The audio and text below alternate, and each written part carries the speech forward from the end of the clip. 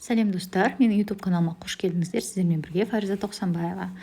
Бүгінгі сабақта сіздерге тағы да InShot деген приложениемен таныстырамын. Шақыру жасауға арналған, білетін шығарсыздар, барлықтарын жұмыс жасап жүрген шығарсыздар, бірақ кейбір жандар бар, білмейді, білсе де жұмыс жасауды білмейді, осы приложениеде. Енді қараңыздар, бұл да платный, бірақ бесплатно жасауға болады. Қараңыздар, видео, фото, коллаж деп тұрады, соның видеосына кіреміз. Және де новый дегенді басамыз. Осы жерде өзіңіздің сақтап қойған пустой шаблоныңызды алып келесіздер. Мысалы, мен мына жерде пустой шаблон сақтап қойғанмын. Қазір көреміз, қайсысы пустой екен. Қаншама шақыру бар мына жерде. Жоқ, бұл емес екен.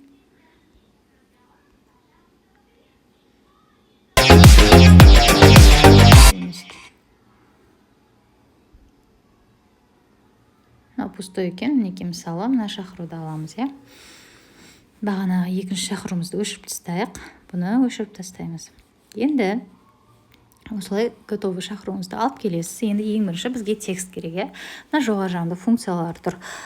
Аудио деген бізде музыка, оны қазір шамадан кейін түсіндіремін, Размер деген бізде білесіздер ғой, размерді. Әртүрлі размер болады, мынандай.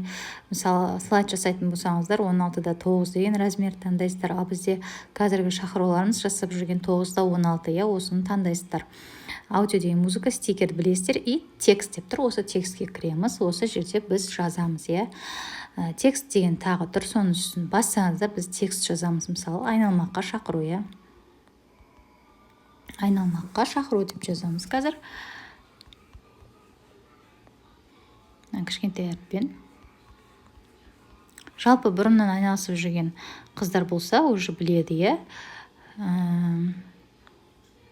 капкатпен жасап жүрген болсаңыздар, функциялар құсас, бір-біріне кішкене енді айырмашылықтар бар, но в принципе одно и то же ғой.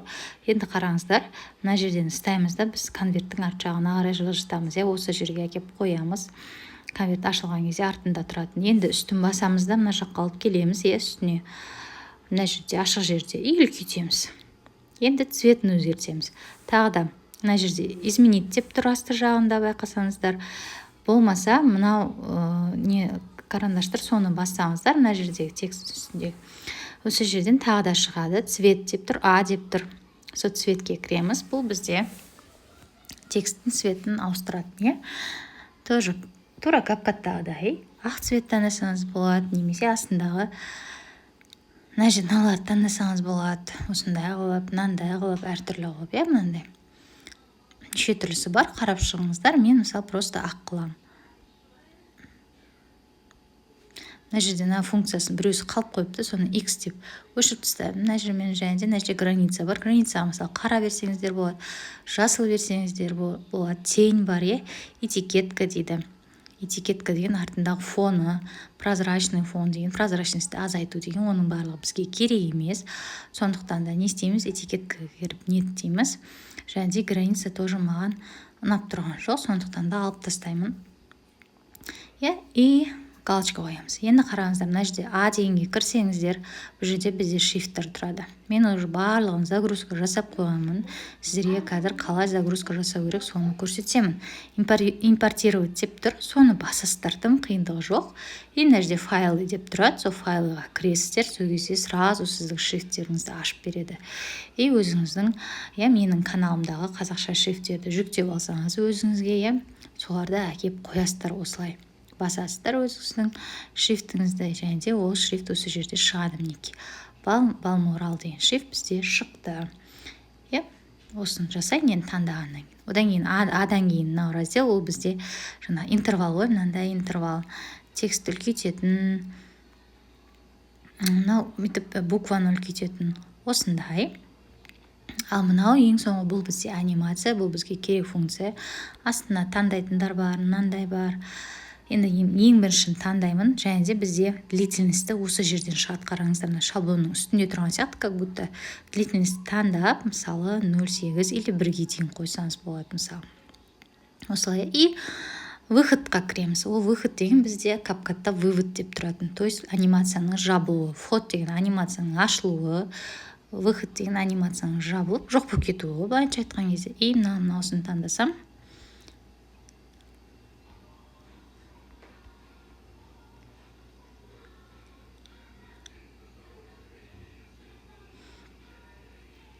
мынаны таңдай саламын тоже. Все бітті бізде. Мынаны былайынан шетінен ұстап текстті былайынан созамыз.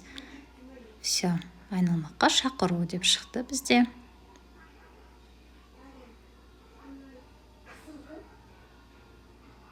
Мына жерге дейін қояды екенмін текстті. Все, бізде анимация барлығы бар. Енді анимацияны қайта жасап жүрмес үшін мен не істеймін? Текстті таңдаймын да, копия жасай саламын. Копия деймін. Мына копияны істесеңіздер де болады, мына копияны істесеңіздер болады. Мына копияны істеу легче. Ең соңында тұрған копияны, потому что келесі страницаға, келесі бетке сразу бізге копия жасап береді. Сол бізге оптимальный вариант, келесі страницаға келетін болсақ. И сразу осы жерде, мысалы, мен цветін ауыстырамын, текстке кіремін.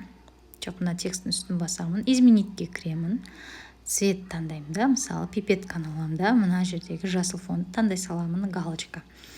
Все, и мына жерде текстті уже өзгертеміз, құрметті біздің достар деп. Құрметті достар дей салайын.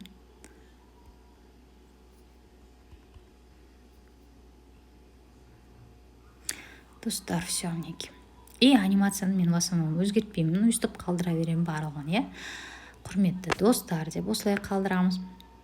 Сіздерді біздің айналмаққа шақырамыз, футбол тематикасы деген ондайлар жазбай қоям, тоқталмай қоям, оның барлығын білесіздер.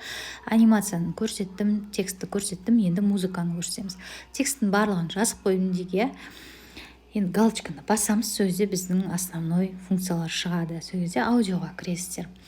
Аудиода MIDI музыка деп тұрады, музыкаға кіресіздер. Енді қараңыздар, біз жерде неше түрлі вариант бар.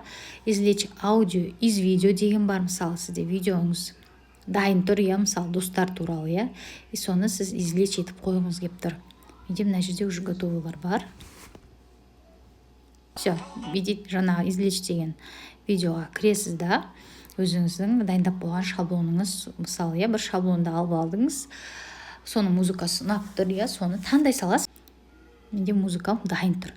Енді тағы да екінші вариант бізде импортированный дегенге кіреміз. Импортированный деген жерде біздің ютубтан, болмаса қай жақтан, телеграмнан алып келген музыкамыз осы жерде тұрады. Капкат туралы видеомда көрсеңіздер, мен музыканы қалай қою керектігін көрсеткенмін. Мысалы, достарым менің золотой деген өлең бар, білесіздер ғой, соны кіресіздер, соған мен музыка кіреміз осылай. Любой бір ұнаған музыкаңызға керек, өзіңізге поделицаны басасыздар, телеграмға кіресіздер, и на Газилаға жіберемін.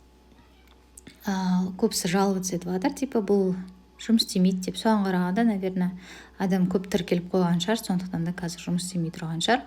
Басқада боттарды іздеп қарап көрсеңіздер болады. Енді поделиться дейміз да, иншотқа жібереміз. Все, бізде импортированный деген жерде уже тұр. Неки, достар, пользование дейсіздер, и сразу осы жерден шығарып береді. Енді музыканы қалай жасаймыз? Тура солай, капкат сияқты, бұл да өзіңізге керек жеріне келесті, разделить дейсіз. Мына жағын өшіріп тастайсыз, үстін басасыздар да жылжытасыздар алдына қарай. Мысалы, мына музыканы мен өшіріп тастайын. Достарым мен золотойды қалдырайын. Осы жерден алып келесіздер, өзіңізге керек жерін. И керек емес жерін тоже разделить дейсіздер да. На частьті басып тұрып, удалить етіп, өшіріп тастайсыз. Музыканы қайтып үстін бассаңыздар, затухание деген бар, усиление деген бар. Ол басындағы музыка жай шығуы, соңғы жақтағы музыка бітейін деп атқан кезде жаймен бітеді ғой, сондай ғой. Капкатта выцветание деп тұратын бет, сондай деп тұрады. Скорость бар бұл жақта, ритм дегендерді қарамадым, мен өзіме керек қана нелерді ғана пайдаланамын бұл жерде. Музыка, текст, соларды ғана пайдаланамын, басқа вообще пайдаланбайды екенмін. Эффектіға вообще кірмедім, қандай эффект бар екенін де білмеймін бұл жерде. Капкаттағыдай точно жоқ бұл жерде деп ойлаймын, қараған да жоқпын, іздеген де жоқпын. Кстати, бұл жерде наложение қалай жасаймыз? Наложение ол бізде пип деп тұрады, мінекей мына осы пипқа кірсеңіз наложение жасай аласыз. Мысалы, мен бір фото қояйын деп жатырмын, клиенттің фотосын деге. Так, мына жақта фотоға кіреміз да. Так, дым фото жоқ қой мына жерде, жарайды, мен өзім таңғасының фотосын қойып қоямын. Мінекей наложение бұл бізде пип деп тұрады, осылай ашылады. Мінекей осылай наложение қоясыздар. Время деген бар екен. қанша секунд тұрады, наверное, сол шығар, білмеймін даже, бұны мен вообще қараған жоқпын. Так, қандай фильтр дегені бар екен, оны қараған жоқпын. Анимация бар екен, мына жақта анимациясы тұр. Одан кейін маскасы бар екен, CapCut'тағыдай маска бар екен. Мен әлі фото қойып жұмыс істеген жоқпын, сондықтан бұл жерін вообще қарамаппын.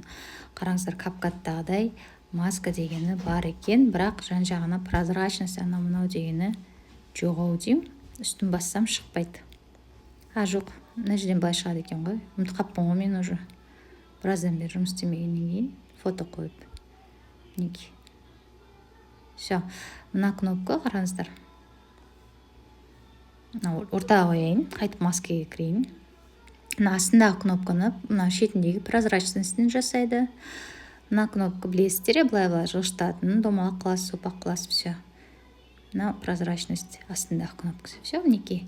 Наложениемен осылай өзіңіздің фотоларыңызды қоя бересіздер, болды. Айтатын осы ғана. Жалпы иншот туралы осы CapCut екеуі бір-біріне ұқсайды. Ондай қатты қиын емес, қолдарыңызды үйреткенше осы иншотпен жұмыс жасай берсеңіздер болады. Енді қараңыздар, мына иншот деген надпись тұрады асты жағында, оны үстін бассаңыздар, снять бесплатно деп тұрады астында. Соны басып, реклама көру арқылы алып тастайсыздар. Бір рет солай алып тастайсыздар. Потом қайтып шығады ол. Қайтып жұмыс жасағанда қайтып шығады, қайтып алып тастайсыздар. Сөйтіп енді жасап отырасыздар осылай реклама көру арқылы, зато бесплатно CapCut'тағыдай ақша сұрамайды. Сондықтан да пайдаланыңыздар, шақыруларыңыз жасаңыздар, табыстарыңыз көп болсын, берекелі болсын жұмыстарыңыз. Сәттілік сіздерге.